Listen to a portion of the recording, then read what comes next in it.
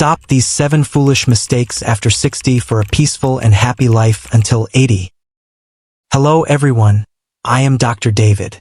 In over 30 years of practicing medicine, I have conducted tens of thousands of examinations. There is a strange thing. Many patients enter my clinic with joint pain, chronic insomnia, or exhaustion. But when I put down my stethoscope and start listening to their life stories, I realize a heartbreaking truth. The real disease does not lie in their bodies, but in the way they are operating their souls after the age of 60.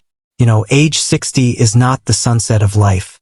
It is the time when we should harvest the seeds of peace we have sown for decades. However, the reality is that many people are turning their 20 most brilliant years, from 60 to 80, into a long series of days filled with anxiety, struggle, and exhaustion. Today, we will spend some truly quality time dissecting the 7 biggest mistakes. If you are brave enough to stop these habits today, I guarantee that every day you wake up after 60 will be a gift. Before we begin, if you also long for a self-sufficient, independent old age, please take 2 seconds to press the subscribe button and turn on notifications. This is not just a video channel, but a community of people who choose to age wisely. Please leave a greeting "Hello Dr. David" in the comments so I know you are joining me. Mistake 1. Bracing yourself to carry nameless worries. Many people ask me, "Doctor, why do I eat moderately and exercise regularly but still feel tired?" The answer often lies in the concentration of cortisol, the stress hormone in your blood. At age 20, your body recovers very quickly after a night of worry.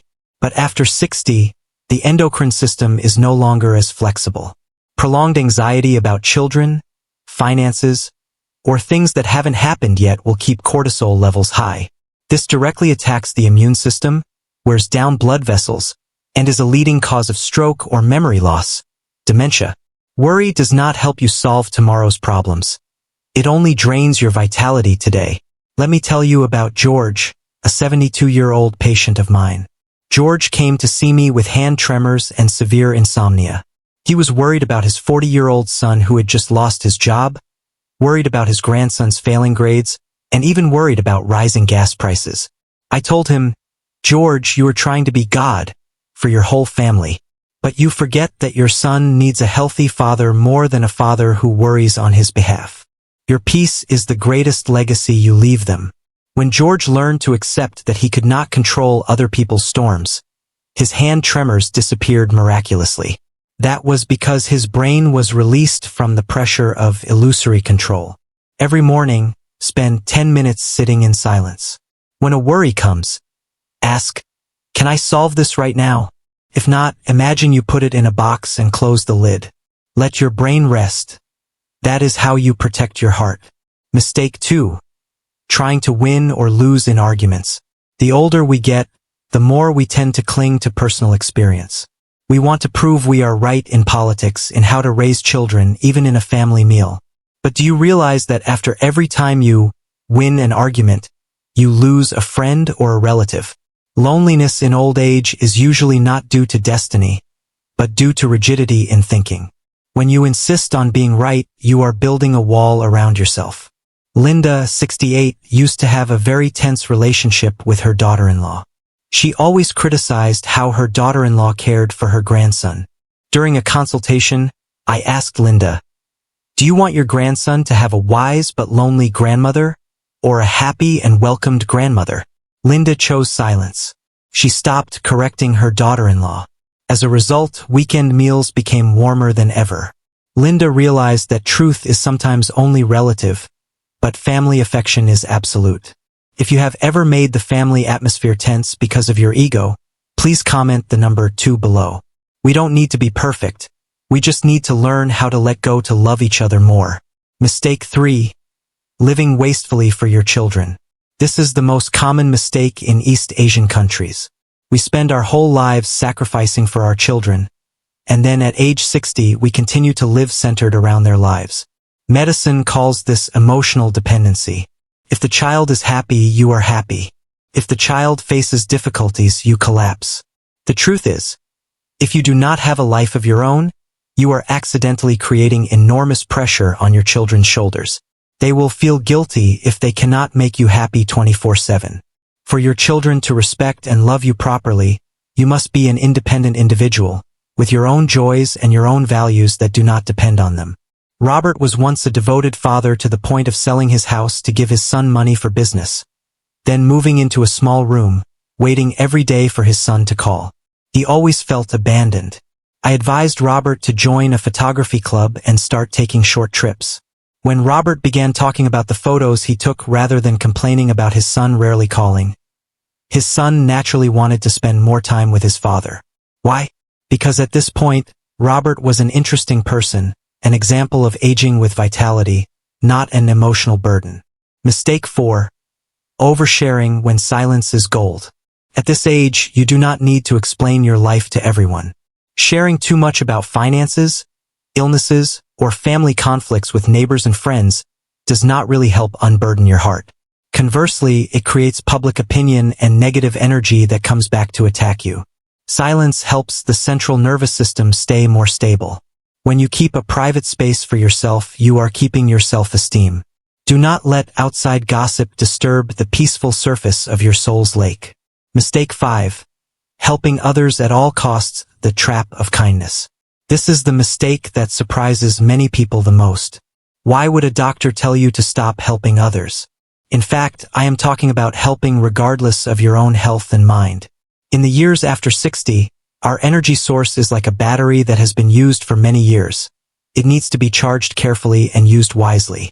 Medicine calls the state of exhaustion from worrying about others burnout. When you try to please everyone, from overexerting yourself caring for grandchildren, to lending your last pension money to relatives, to taking on volunteer work that your body no longer allows, you are pushing yourself into a state of cellular depletion. Setting boundaries is not selfish. It is a health protection skill. If you are not okay, you cannot help anyone fully. Henry is a 74-year-old patient. He is very handy. The whole neighborhood knows it. Whoever has a broken faucet or a broken fence calls Henry. Henry never refuses because he is afraid people will think he is old and useless. One day, Henry fainted right in a neighbor's garden because of working in the sun for too long. The saddest thing was that when he was hospitalized, few of the people he regularly helped came to visit. I told Henry, "You help them because you want to be loved, but they are just consuming your kindness as a free service." Henry started learning to say no politely. He only helped when he felt truly comfortable. Strangely, when he said no, the people who truly valued him stayed, and the exploiters left on their own. His soul was more peaceful than ever. If you are someone who always finds it difficult to say no, please comment the number 5 below. Don't worry, we are here to learn to love ourselves before loving the world. Mistake 6. Comparing your life to others. In the digital age, even people over 60 are starting to use social media. You see an old friend traveling to Europe, see a colleague boasting about successful children, then look back at yourself and feel self-pity. You start to wonder, why are they so happy while I am not? Comparison is the thief that takes away joy the fastest. You are comparing your backstage, full of difficulties, with someone else's edited, brilliant stage.